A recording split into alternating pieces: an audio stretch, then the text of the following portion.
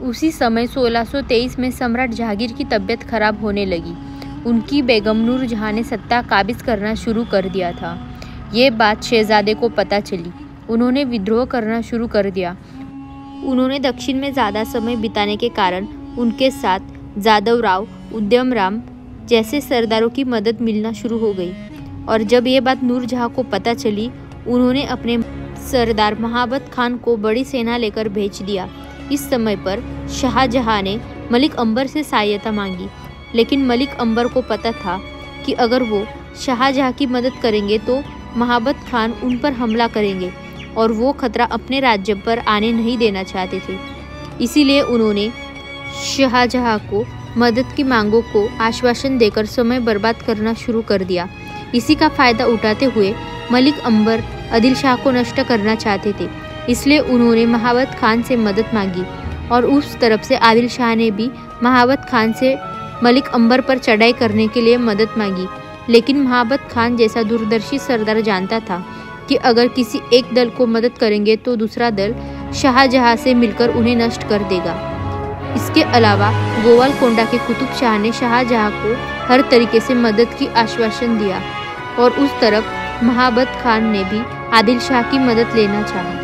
क्योंकि मुगलों को मलिक अंबर का अच्छे से अनुभव था कि ये सभी देखते हुए आदिल शाह ने अपनी 40,000 सेना महाबत खान के मदद के लिए भेज।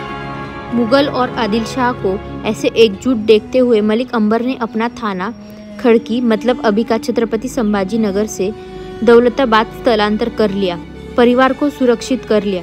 उन्होंने अपना रुख कुतुबशाही की ओर किया और उनके साथ मित्रता करनी चाहिए। आदिल शाही की मुख्य सेना मुगलों की मदद करने के लिए गए थे और ये देखते हुए मलिक अंबर ने बेदार के किले पर चढ़ाई कर ली। एक मजबूत किला उनके हाथ में लग गया। मलिक अंबर ने बहुत तेजी से आदिल शाही की राजधानी बीजापुर पर हमला किया। शत्रु की सेना अपने राजधानी द्वार पर आ चुकी ये देखते हुए आदिल शाह अपने बीजापुर का मजबूत भुईकोट किले में बैठ गया और अपने सरदार मोहम्मद लारी, क्योंकि मुगलों की सहायता करने के लिए गए थे, उनको अपनी मदद के लिए वापस बुला लिया। जब मोहम्मद लारी ने महाबत खान से कहा कि वो मदद के लिए बीजापुर जा रहे हैं, ये देखते हुए महाबत खान ने अपने सरदार बुरहानपुर के लश्कर खान को मोहम्मद लारी के साथ 40,000 घोड़सवार के साथ भेज दिया।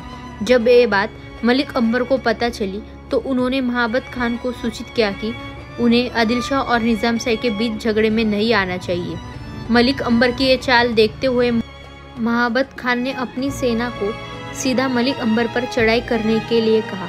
अहिल्यानगर के 5 कोस भटवाड़ी में आकर डेरा डाला। अपनी चाल व्यर्थ देखते हुए मलिक अंबर ने अपनी 40,000 सैनिक के साथ शत्रु सेना के सामने डेरा लगा के बैठ गए। मुगलों की सेना को लगातार हमलों की वजह से बहुत ज़्यादा नुकसान झेलना पड़ रहा था। मराठी सरदार शहाजी राजे के नेतृत्व में भटवाड़ी की दुश्मन सेना को जो पानी वाला टैंक आपूर्ति कर रहा था, उनको रात में शहाजी राजे के मराठी सेना ने तोड़ दिया और वहाँ के पूरे क्षेत्र में बाढ़ आ गई। अब उन सेना को पानी नहीं मिल रहा था और इस तरीके से कष्ट हो रहा था। और ये सब देखते हुए मलिक अंबर ने उनके ऊपर एक हमला किया। अचानक हुए इस हमले से मुगल और आदिल शाही सेना असंगठित हो गई, पिटने लगे।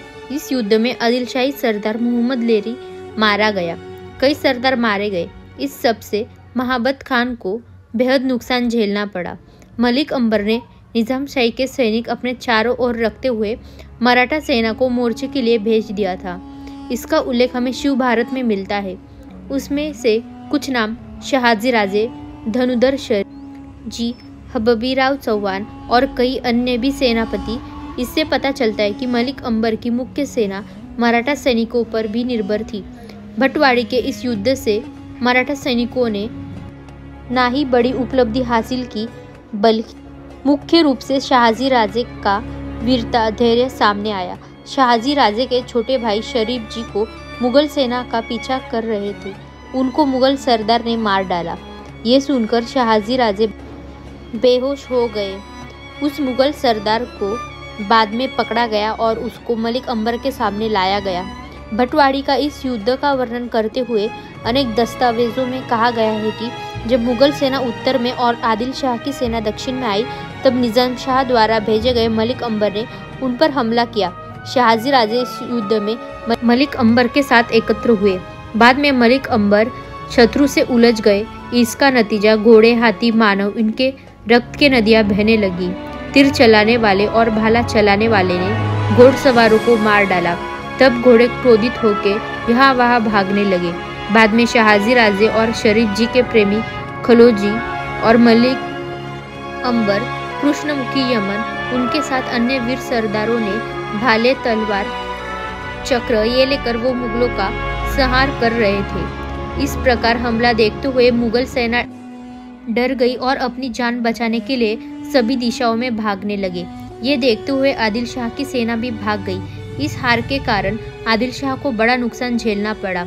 मलिक अंबर ने मुगल और आदिल शाह के सैनिकों के मुख्य सरदारों को बंदी बना लिया।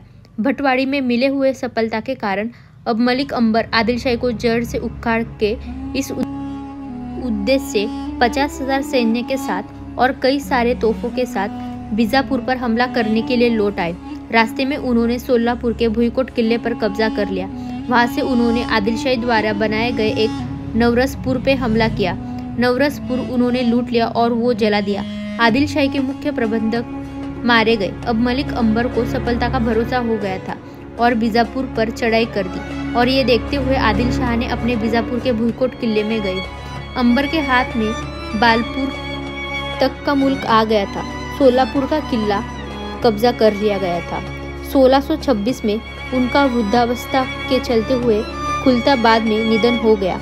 जहांगीर, जो मलिक अंबर के अत्यधिक शत्रु थे, उन्होंने अपने जाहिरनामे में उनका वर्णन इस प्रकार किया है कि युद्ध कला, सेनापतित्व, व्यापारिक ज्ञान में उनके बराबर कोई नहीं थे। एक गुलाम जो पहले 150 घोड़सवारों का नायक था, उन्होंने इतने टाइम तक राज किया।